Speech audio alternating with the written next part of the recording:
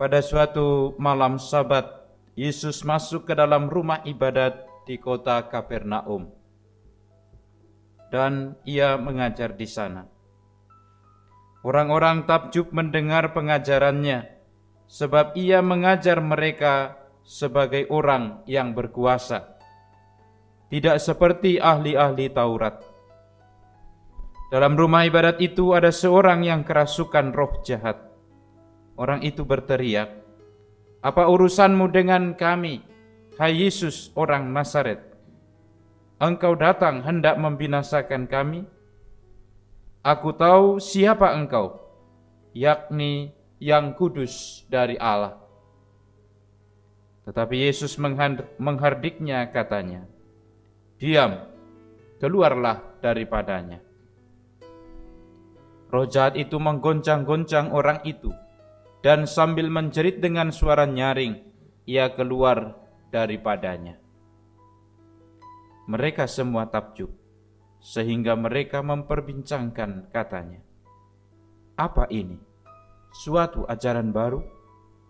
Guru ini berkata-kata dengan kuasa. Roh-roh jahat pun ia perintah, dan mereka taat kepadanya." Lalu tersebarlah dengan cepat kabar tentang Yesus ke segala penjuru di seluruh daerah Galilea. Demikianlah Injil Tuhan. Saudara-saudariku yang terkasih dalam Tuhan, pengetahuan dan pengenalan tentang Yesus ternyata tidak menjamin orang kemudian bisa bertumbuh beriman lebih baik.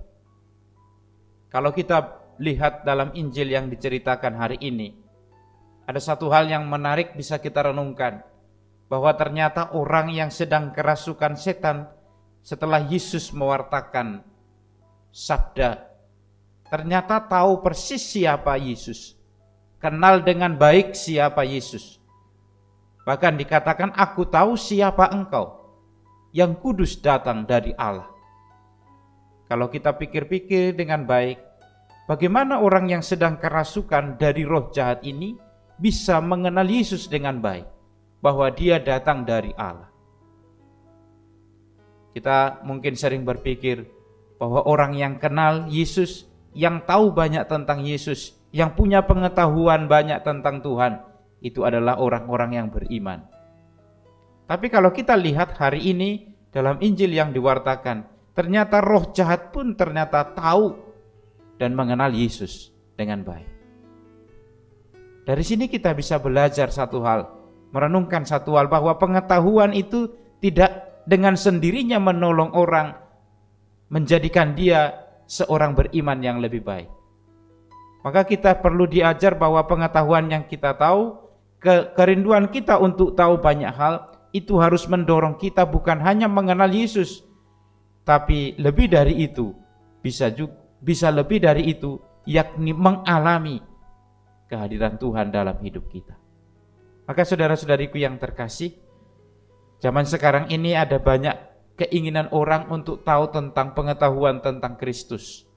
Kerinduan orang untuk belajar banyak hal. Kemana-mana mungkin ikut belajar, ikut seminar, ikut kursus dan macam-macam. Itu bukan sesuatu yang buruk tentunya. Sebab pengetahuan itu adalah pintu masuk juga untuk membuat kita makin beriman. Tapi itu tidak menjamin bahwa orang kemudian bisa bertumbuh dengan sendirinya kalau tidak mengolah itu menjadi sikap hidup dalam hidup beriman. Maka saudara-saudariku yang terkasih, pengetahuan yang kita terima, pengetahuan yang kita miliki tentang Tuhan, janganlah berhenti hanya sebagai pengetahuan. Sebab setan pun ternyata, orang yang kerasukan setan pun bisa tahu tentang Tuhan. Tapi biarlah pengetahuan itu, biarlah apa yang kita tahu itu mendorong kita untuk mengubah hidup kita menjadi lebih baik. Sebab pengetahuan, kalau kita lihat dalam sejarah gereja, ada banyak orang-orang pintar juga, ada banyak para teolog, orang-orang yang memiliki banyak pengetahuan tentang gereja, tentang Kristus, tentang kitab suci. Tapi mereka itu justru bertumbuh menjadi orang-orang yang sesat, yang oleh gereja disebut sebagai orang-orang yang mengingkari ajaran gereja. Maka saudara-saudariku yang terkasih, lewat pengalaman singkat hari ini, dalam pengalaman Injil, kita hendak diajar bahwa biarlah pengalaman kita tentang Tuhan, biarlah pengetahuan kita dan pengenalan kita, pengetahuan kita tentang Kristus mendorong kita untuk menjadi pribadi-pribadi yang lebih baik. Amin.